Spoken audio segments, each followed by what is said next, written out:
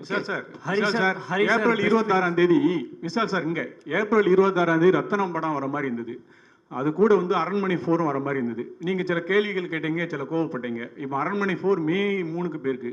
அந்த அரண்மனை டைரக்டர் வந்து உங்க ரொம்ப நெருங்கி நண்பர் சுந்தர் சி சார் தான். அவருக்கு என்ன அண்ணன் நண்பர் இல்ல அண்ணன். அப்ப அவருக்கு ஒரு வருத்தம் இருக்காது. அவருக்கு என்ன சொல்ல வரீங்க?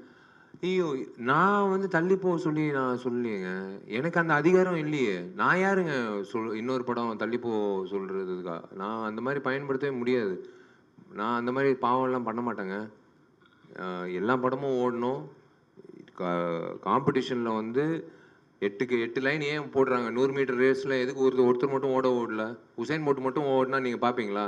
8 பேர் ஓடுறதுல உசைன் போல்ட் ஜெயிக்கிறது தான் நம்ம சுவாரஸ்யமாக பார்க்குறோம். அந்த 100 மீட்டரில் அந்த 10 செகண்ட் வந்து எப்படி பார்க்குறோம்? அது மாதிரி தான் சினிமா துறையில் வந்து காம்படிஷன்ன்றது தவிர்க்க முடியாத விஷயம். சோலோ ரிலீஸ் கிடைக்கிறது வந்து ஒரு அபூர்வமான விஷயம்.